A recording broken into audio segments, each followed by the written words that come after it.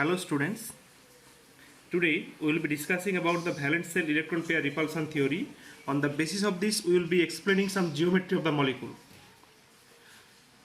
In 1940, Sidgwick and Powell proposed a simple theory based on the repulsive force interaction of the electron pairs in the valence shell of the atoms, and it was further developed and refined by scientists Needham and Gillespie.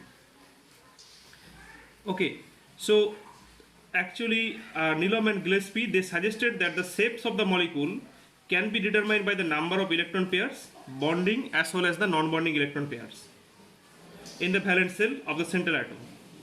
This suggestion is the basis of valence shell electron pair repulsion theory, and the basic idea of the theory is that bonded atoms in a molecule adapt that particular arrangement in space or geometry around the central atom which keeps them on the arrange as far apart as possible. That means, see, they tend to attain a shape where they feel the minimum repulsions and maximum stability. So the main postulates of valence shell electron pair repulsion theory said that the shape of molecules depend upon the number of valence shell electron pairs, whether it is bonded or not, around the central atom. In the formation of a bond, the central atom shares its valence electron with the surrounding atoms. However, in certain cases, all the valence electron may not take part in the bond formation. The electrons left in the valence shell without forming bond exist as lone pairs. For example, in methane, carbon uses all the four valence electrons in forming the four bond pairs. On the other hand, in water, the central atom, oxygen atom, has the six valence electrons. The hydrogen atom shares two of those six valence electrons in formation of the bond, leaving four electrons as two lone pairs. Thus, in methane, there are four bond pairs around carbon, while oxygen in water has two bond pairs and two lone pairs around it.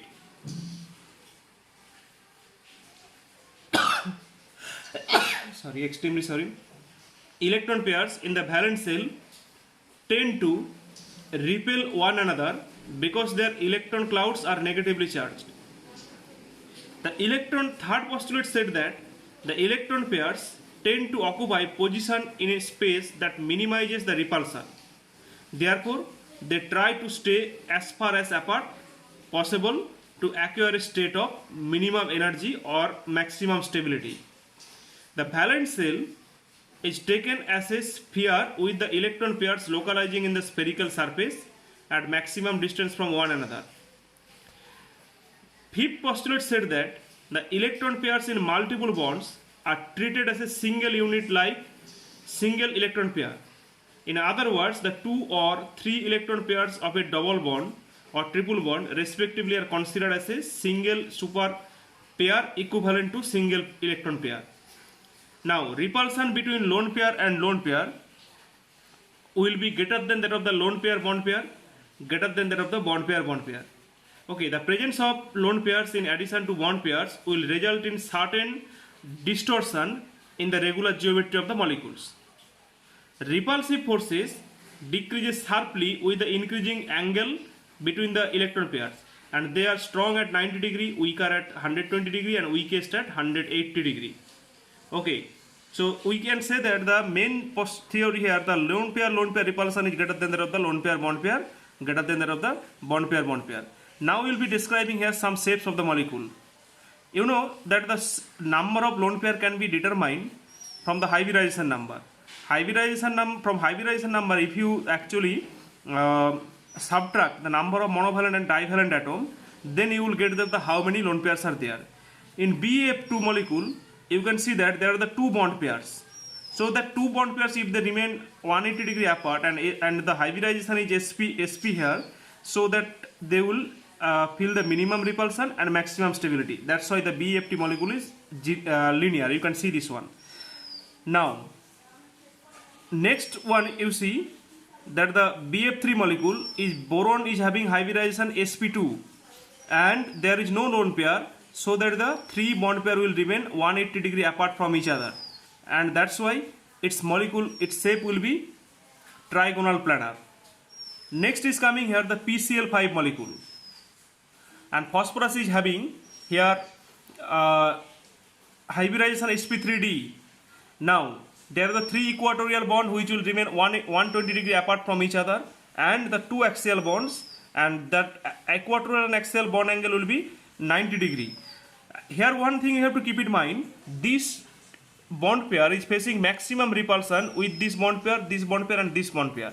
As a result, see, to avoid this bond pair repulsion, the axial PCl bond will be slightly longer so that it can feel the somehow minimum repulsion and maximum stability. As a result, the axial PCl bond will be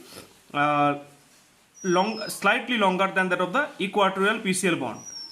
Now, if we consider the ammonia molecule is having the hybridization sp3, and there is only a lone pair is present, 3 bond pairs and 1 lone pair.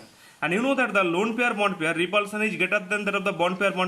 That's why this bond will come close, and as a result, see, the tetrahedral bond angle will be slightly decreases here.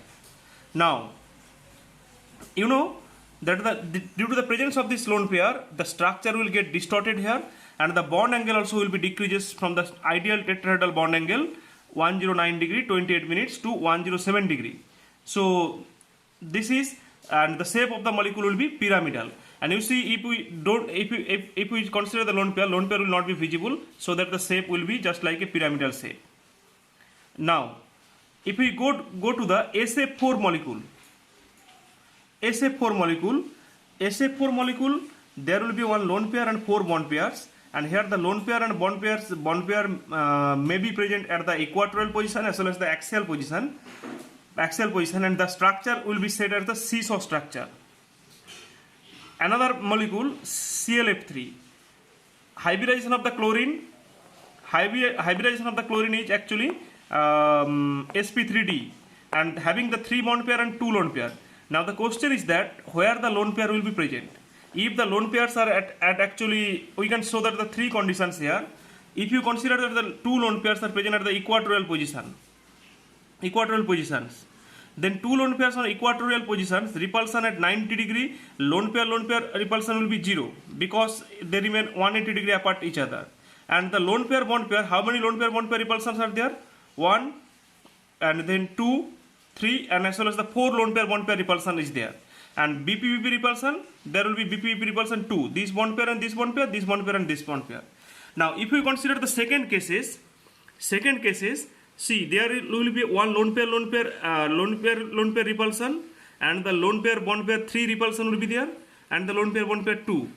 Now if you consider here, there are the 2 lone pairs are at the axial positions, then there will be 6 lone pair bond pair repulsion. That means, see, if we consider the first structure, and first structure will be only stable, it has been seen that the structure A appears to be more stable in comparison to the structure B. Structure B, it has no lone pair repulsion, and in comparison to the structure C, it is lesser number of lone pair bond pair repulsions. Now that means, see, the structure of the ClF3 molecule will be T-shaped structure. This will be a T-shaped structure. Then if we move from the XCF2 molecule, the shape of the molecule will be linear. Here xenon will have the hybridization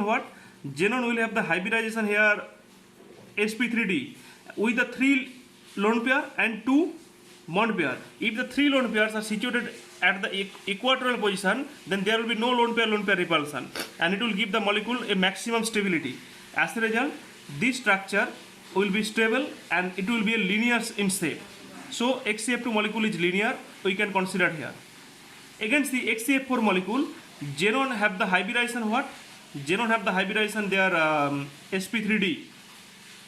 As the xenon have hybridization sp3d, so sp3d2, so there are the 4 bond pairs and 2 lone pair, and obviously if the 2 lone pairs remain at the axial position, then the molecule will be more stable, and the structure of the molecule will be square planar.